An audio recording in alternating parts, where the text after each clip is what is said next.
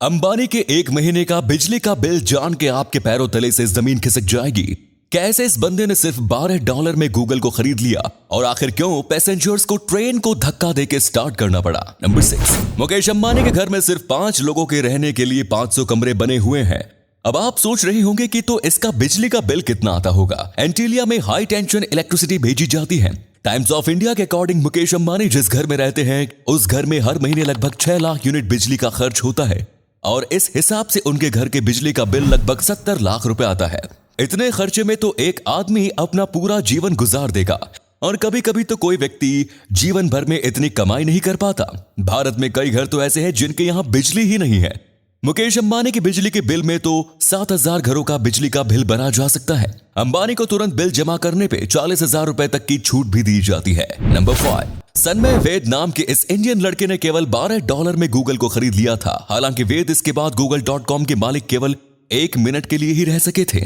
Google के search engine का domain name google.com है, लेकिन 30 सितंबर 2015 को वेद ने इस डोमेन को $12 की कीमत पे सेल पे देखा। बस फिर क्या था, वेद ने जल्दी इसे अपने कार्ट में डाल लिया और ऑनलाइन इसका पेमेंट भी कर दिया। गूगल ने जैसे ही अपने सर्च इंजन का डोमेन नेम को बिका हुआ पाया तो उन्होंने वेद से कांटेक्ट किया।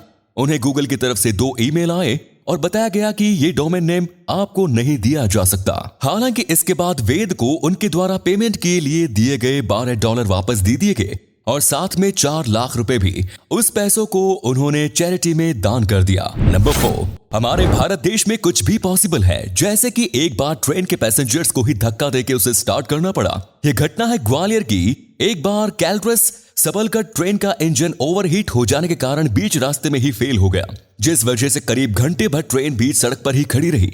ट्रेन में सवार यात्री काफी देर तक किसी मदद की आस में बैठे रहे, लेकिन रेलवे की तरफ से कोई मदद नहीं आई। आखिर में पैसेंजर्स ने खुद ही कुछ करने की सोची। उसके बाद सभी यात्री ट्रेन से नीचे उतर आए और ट्रेन को फिर से स्टार्ट करने के लिए आगे धकेलने लगे। अच्छी किस्मत होने के कारण यात्रियों को कुछ ही मीटर पर ट्रेन को धक्का देना पड़ा, जिसके बाद ट्रेन का इंजन अपने आप चालू हो गया, क्योंकि जब ट्रेन खड़ी रही तो उसका इंजन ठंडा हो गया और ड्राइवर की थोड़ी सी कोशिश से इंजन दोबारा स्टार्ट हो गया। नंबर 3, चीन में एक लड़की ने घर खरीदने के लिए जो तरीका अपनाया है वो आपको भी सोचने पर मजबूर कर देगा। शिवाली ने पहले ऑनलाइन डेटिंग से 20 बॉयफ्रेंड बनाए, इसके बाद सभी से गिफ्ट के तौर पर iPhone 7 की मांग की और सभी ने उसकी मांग पूरी भी की। इसके बाद शायली ने गिफ्ट में मिले 20 iPhone 7s को एक मोबाइल फोन रिसाइकलिंग प्लांट में 14 लाख रुपए में बेच दिया। इसके बाद उसने इसी पैसे से अपना नया घर खरीद लिया। शियाओली एक गरीब परिवार से है, उसकी माँ हाउसवाइफ है और पिता मजदूर।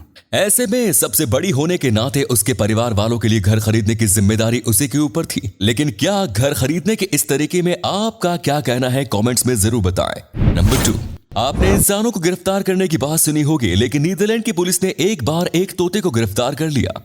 नीदरलैंड की पुलिस का कहना था कि हमने दुकान में चोरी करने के आरोप में इस व्यक्ति को गिरफ्तार किया था। गिरफ्तारी के दौरान आदमी के कंधे पर बैठे तोते को भी गिरफ्तार कर लिया गया, क्योंकि उसका मालिक उसे जेल में रखने को राजी था और उनके पास चिड़िया को रखने के लिए कोई भी पिंजरा या अलग से बर्ड जेल में नहीं था, इसीलिए उसे लॉकअप में रखना पड़ा। इसके बाद जब मीडिया ने इस घटना को कवर किया तो पुलिस ने तोते की पहचान छिपाने के लिए काले कपड़े से उसकी आंखें भी छिपा दी। नंबर 1, ये पुलिस इंस्पेक्टर भले ही आपको रियल लग रहा हो, पर असलियत में ये एक सिलिकॉन का स्टेचू है जो कि जिंदा आदमी की तरह दिखाई देता है। महाराष्ट्र के सांगली जिले में रहने वाले अरुण कोरे ने अपने पिता की याद में उनका ऐसा स्टेचू बनवाया है। पिछले साल ड्यूटी के दौरान कोरोना से उनकी मौत हो गई थी। इसके बाद उन्होंने अपने पिता को सम्मान देने और उन्हें हमेशा परिवार के बीच रखने की मंशा के साथ उनका सिलिकॉन का स्टेचू बनवाया। स्टेचू को सिलिकॉन से इसलिए बनवाया क्योंकि ये टिकाऊ है और इसे आसानी से साफ भी किया जा सकता है। इसे बनवाने वाले अरुण कोरे का दावा है कि यह महाराष्ट्र का पहला सिलिकॉन स्टेचू है। अरुण ने इस स्टेचू को बनवाने में 15 लाख रुपए लगा दिए, जिसकी लाइफ लगभग 50 वर्षों तक है।